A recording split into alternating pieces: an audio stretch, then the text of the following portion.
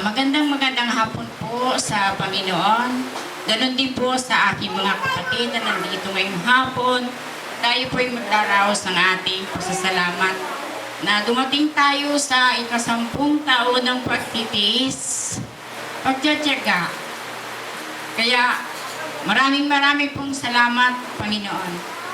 Ako po ay magbibigay ng isang patutuo bilang ako po ay kung sa bago lang po ako na kasama dito sa Jesus Christ, the only one Lord. Dito ko po nakita at napatunayan na talaga pong ang Panginoon ay buhay. Amen. Siya po ay hindi nagpapabaya at laging gumagabay sa sino man. Maraming salamat po sa Panginoon sa pagdating ko po dito. Nalaman ko po na binago ng Diyos ang aming buhay. Binigyan po nila kami ng bagong pag-asa. Sapagkat nung ako po ay hindi pa nakakarating dito sa lugar na ito, marami pong pagsubok na dumating sa aming buhay. Subalit nang nakalungan po kami ng bahay sa bahay ito, naging maganda na bago at naging masigla ang lahat sa aming buhay. Amen. Maraming pong salamat sa Panginoon na nandiyan po siya.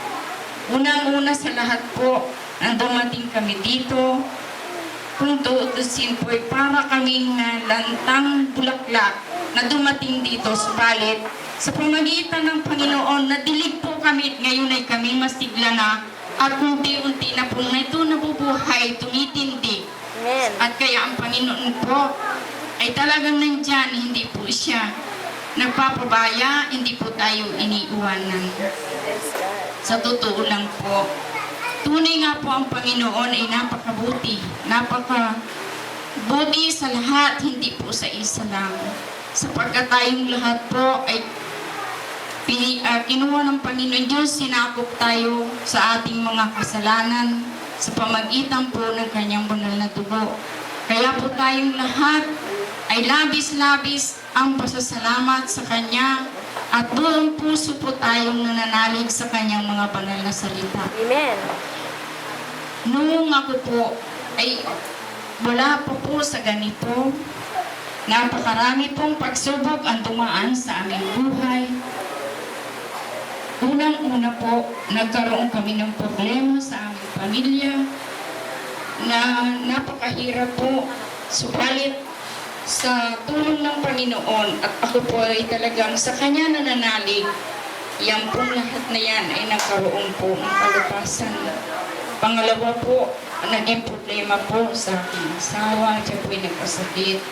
Nandiyan po, sa pamagitan po niya, nandiyan siya, makikita natin masasaksihan na napakalusog po niya, maayos po siya, gaya sa pamagitan ng Panginoon.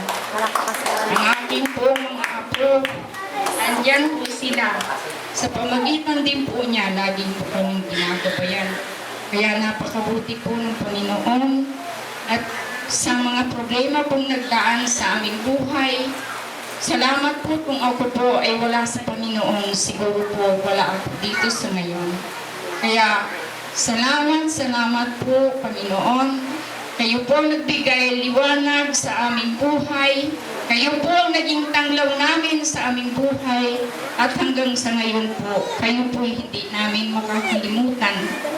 Ang sambahan po namin ito, bagaman siguro po talagang pinalaga ito ng Panginoon kasi po ang aking pong asawa ay may kapansanan, hindi po kami talaga palagi ang makasamba.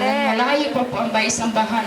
Siguro po sa dahil din namin sa hirap namin makasamba, dinating po sa amin ang bahay sambahan ito upang kami po siguro hindi na mahirapan. Amen! Nalumayo pa. Kaya salamat po Panginoon.